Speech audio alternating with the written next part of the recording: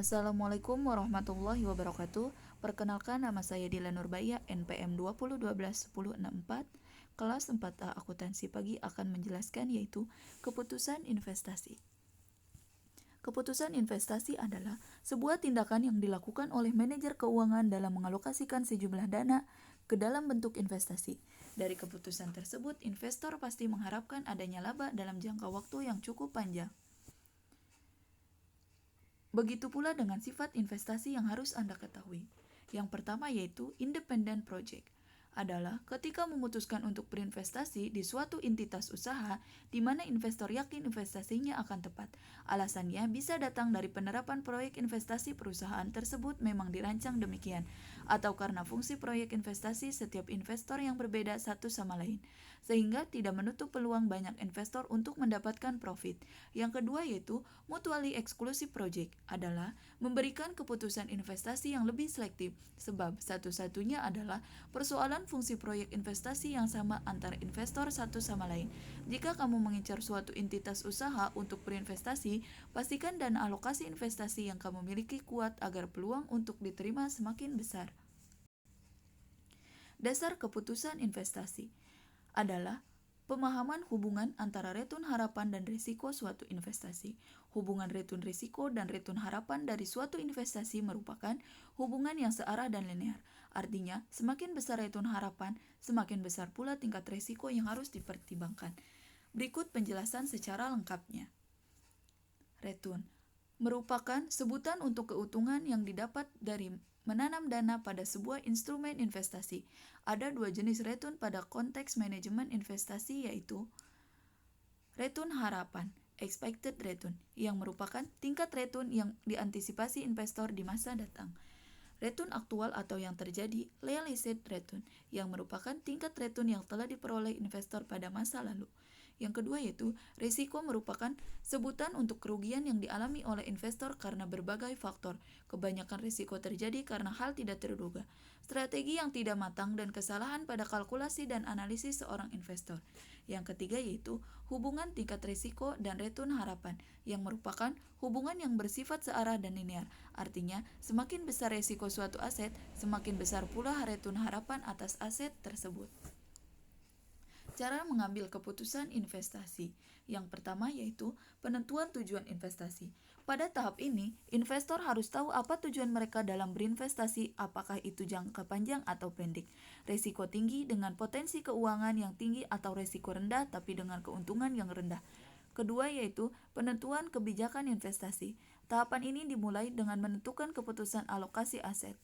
Keputusan ini menyangkut pendistribusian dana yang dimiliki pada berbagai kelas aset yang tersedia, yaitu saham, obligasi, sekuritas luar negeri. Yang ketiga yaitu pemilihan strategi portofolio. Ada dua jenis strategi portofolio yang bisa dipilih, yaitu strategi portofolio aktif, yang meliputi kegiatan penggunaan informasi yang tersedia dan teknik-teknik peramalan secara aktif untuk mencari kombinasi portofolio yang lebih baik. Strategi portofolio pasif, yang meliputi aktivitas informasi pada portofolio yang seiring dengan kinerja indeks pasar.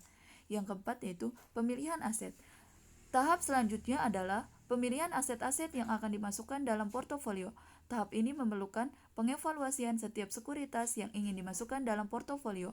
Tujuan tahap ini adalah untuk mencari kombinasi portofolio yang efisien, yaitu portofolio yang menawarkan return diharapkan tertinggi dengan tingkat risiko tertentu, atau sebaliknya menawarkan return diharapkan tertentu dengan tingkat risiko terendah. Yang kelima yaitu pengukuran dan evaluasi kinerja portofolio. Tahap ini bisa dikatakan sebagai tahap final dan penentuan apakah keputusan investasi sudah layak atau belum. Jika tahap pengukuran dan evaluasi kinerja telah dilewati dan ternyata hasilnya kurang baik, maka proses keputusan investasi harus dimulai lagi dari tahap pertama. Demikian seterusnya sampai dicapai keputusan investasi yang paling optimal.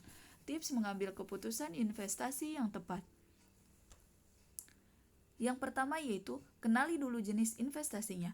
Sebelum memutuskan untuk berinvestasi, sebaiknya kamu mencari tahu dulu mengenai jenis investasi yang menguntungkan dan tidak menimbulkan risiko.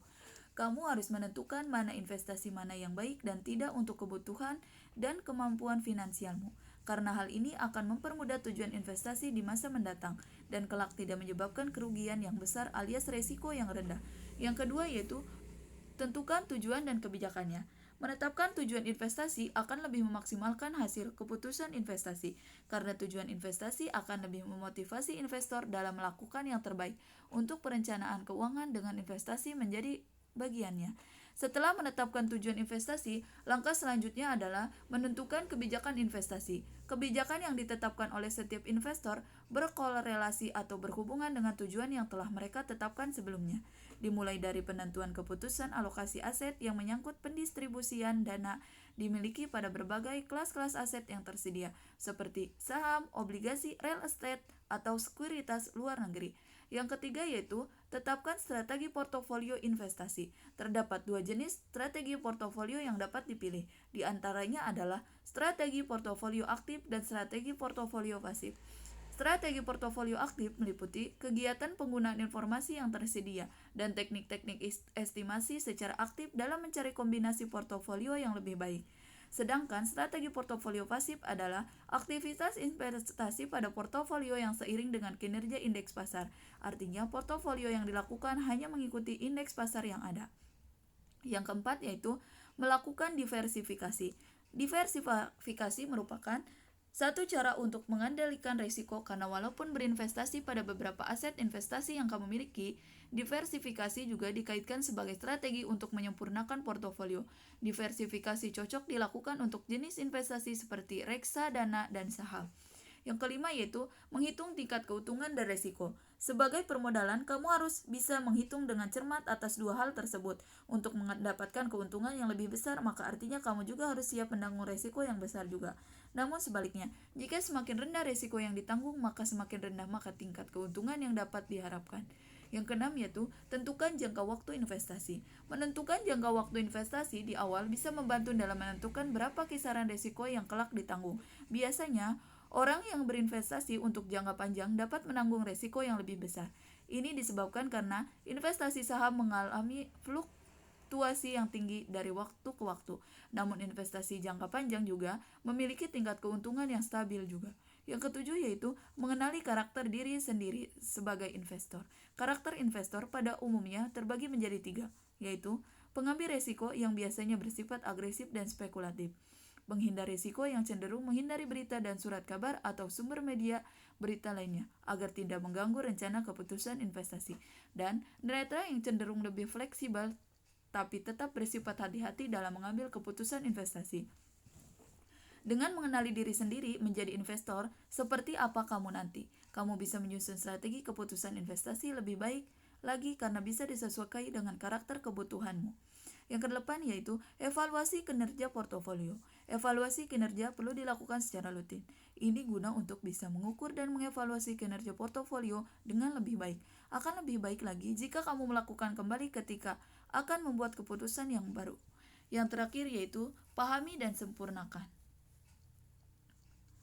Belajar investasi tidak bisa hanya dilakukan 1 atau 2 hari saja. Seperti berbisnis, dalam berinvestasi kamu tidak hanya siap mendapatkan keuntungan, tapi juga kerugian. Oleh karena itu, mempelajari hal-hal mendasar seperti keputusan investasi sebelum berinvestasi tidak hanya bisa mengantar aset investasi ke strategi yang tepat, tapi juga keuntungan yang tinggi dengan risiko yang rendah.